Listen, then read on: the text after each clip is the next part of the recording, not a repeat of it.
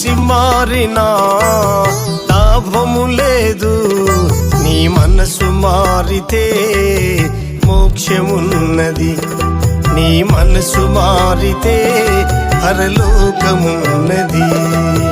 మనిషి మారినా లాభము లేదు, నీ మనసు మారితే మోక్షమున్నది. నీ మనసు మారితే పరలోకమున్నది.